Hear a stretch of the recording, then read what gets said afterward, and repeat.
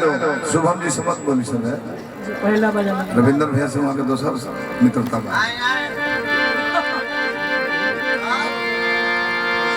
अब चले गीत संगीत में चला जा बात तो ढेर कहले बड़े कहले हमारा बूढ़ा भाई अंक गणित बीज गणित भले कुछो ने कि सीखला अंक गणित ना बताए भूत पर गेल बा। हां डेरा पर आवा को बीज गणित पढ़ा के भूगोल के जानकारी दे। हाँ बीज गणित हम अभी कैलकुलस के जानकार हैं। हां जी हां जी हां तरका जब नहीं खा जाना तो तरक पता हो जाए। हां भूगोल की जानकारी दे डेरा पर आओ रेस्ट में आओ। बोले लगे तो बुझाला कि कितना बड़ विद्वान जी आर स्वामी के बोलावल बा। हां महाराज महाभारत के अंतिम में बनवास भई रहे। लगले हम बतावे 24 को सवाल पूछाई रहे तो दुइये को पूछ के बंद कर दल। 24 कौन रहे 22 को कहना पूछो 24 से याद करो तब न दिमागी कही को। बहुत कुछ पूछाई रहे दुनिया में सबसे भारी क्या है सबसे सुंदर क्या है सबसे कलंकित क्या है।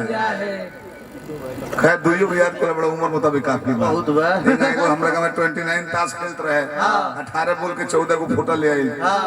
बस की हार गणित तो अगेंस्ट पार्टी को होता कि जाए दे 28 को मैं आधा ले लेना 14 पॉइंट कम नहीं नया खिलाड़ी को तो ढेर बा। हमारा बेंच वाला बड़ा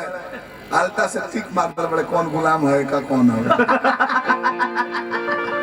हारे ले को नहीं तब ना डायरेक्ट प्रसंग में चलो पहलवान जी बैठल बनी ये हमने खातिर सौभाग्य के बात ना भई और वो आप संगीत प्रेमी है न तो वो पौनो सिंह के गीत कह सकता नहीं खेसारी को कह सकता नहीं हो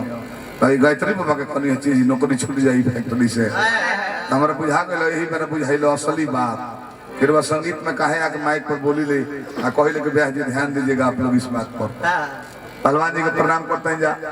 भगवान भोले दानी बनोदर संग संग भैया पुरस्कार दल बनी चुन्नू भैया आइए सोनू सिंह जी और वो एक बराबर हमरो के देता नहीं समाजो लोग के देता नहीं हमारे खाली बढ़ा दे चाहिए नीचे 500 रख ले बने एको पे ना छोनी हो कर के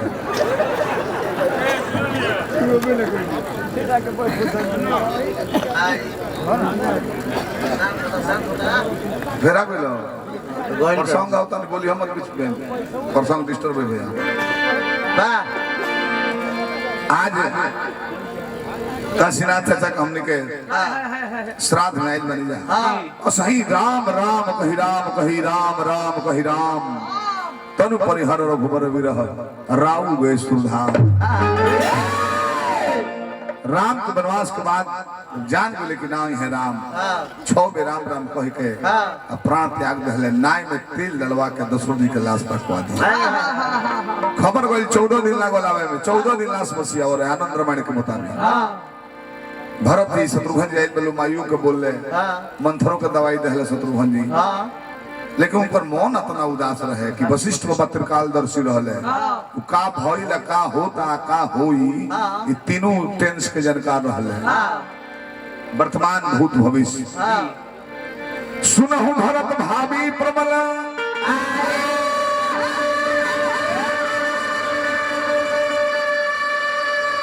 दिलखी कहु मुनिनाथ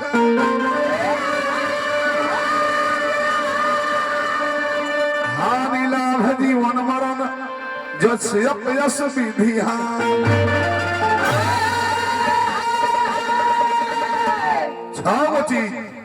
हानि लाभ जीवन मरण जस यश पहलवान भैया अपना हाथ में ना हो बाकी बिलखी कहो मुनिनाथ भरत जी कहे गुरुदेव हमरा के समझावता नहीं तो ऐसे समझाते कि दशरथ मर गए होनी रलो दशरथ मर गए नहीं चलो भरत होनी रलो बिलख का कनी है कर माने बाबूजी के मुहला के दुख रो रो बा तो वशिष्ठ बाबा को होता है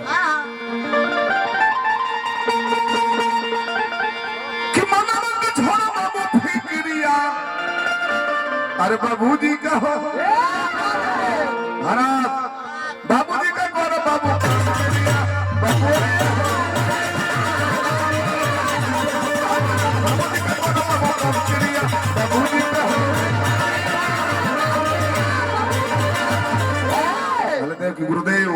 सब हमारा माई के करतूत हो बोले ना कुछ ना बिगड़ली तो हर महतारी कुछ ना बिगड़ली तो हर महतारी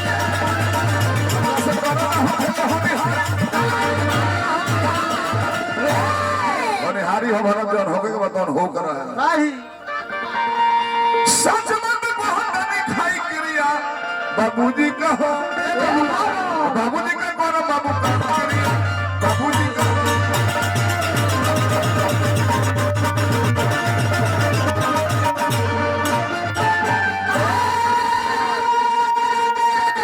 तुलसी बच्चों पाई नहीं पता नहीं कि भरत जी रूरू के कहता है गुरुदेव जी कि माही समान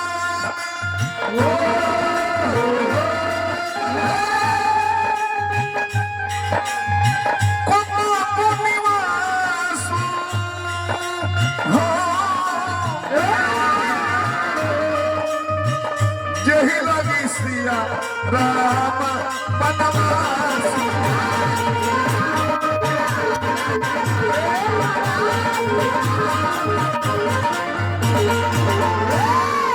गुरुदेव हमरा से बड़ पापी के हुबाना जकरा दलते राम सीता के वनवास हो गए लक्ष्मण जी संग चल गए काम क्रिया करो बबुआ दशरथ जी के लाश के लेके भरत शत्रुघ्न अंतिम संस्कार करे वालू यानी जरावल लू पानी दिए 10 दिन एकादशा भइल क्रिया भइल लोग खाई दान दिया क्रिया जो बीत गई बा तब बसिबा कहल के भरत अब तू राजपाट स्वीकार करो जना खातिर तहार बाबूजी चल गए तहार भाई बनवास हो गई सीता जैसे भौजाई के बनवास हो गई लक्ष्मण बने चल गए ये राजपाट के ग्रहण करो कैसे बिना राजा के राज उदास हो जाला ऐसा में दुश्मन दल के लोग अगेंस्ट में पार्टी तरफ अगेंस्ट में टचिंग कर जाला बोले गुरुदेव अब हमारा से का कहत रुआ सारी बात और मन में बनी क्योंकि हमारी बात माने के पड़ी भैया राम के मनावे खातिर हमने के चले के कॉलेज अभी तहर विचार पता चले के जब जाए के तैयारी हो गई बालू लहरी बाबा लिखल है गोइत्री बाबा कहला रहल कि करम पटकल से फेरा अपन से अबीछी मरल से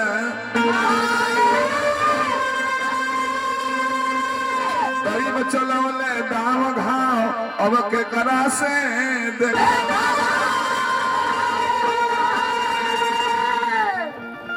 शांति लोग कही कि ढोंग करत बा ई जगवा हंसी उड़ाई मोर पीर रघुवीर बिना केहू ना पति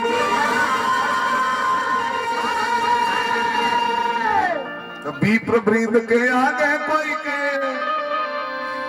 श्री गुरु चरण मनाई सोचत मन में चलले बन में सेन समाज अटले अनुराग एलहरी कोई तरी अजी करी साच सुनाई सबका के दी होए दोइमा भरते जोई सन जाए के तैयार भइले तो कहले गुरु तनी माई से पूछ लेबे दी कि कहवा कवना बन में भइल बे अंदाजे कहां भूले गोइले जा कहले रे माई पापिनी सापिनी तोरा इहो न भइल तो जीभ ना कहल गोइल भैया के वनवास मांगे में अपने अंडा अपने खा गइल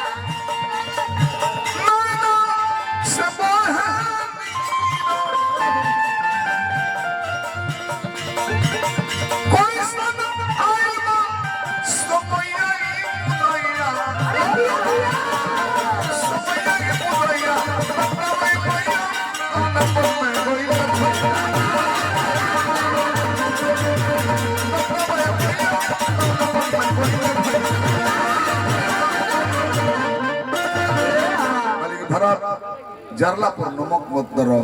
हमर बुद्धि बिगड़ गेल हम स्वयं तारा संगे चलो राम के मना के लियावे खातिर कुछ मानस से हट के भी कवि लिख ले जैसे ही है बात की बिना पनही के कोई ले पाया ना पनही आ रथ दूसरा जगह ते बड़े बाकी गीत में गवाई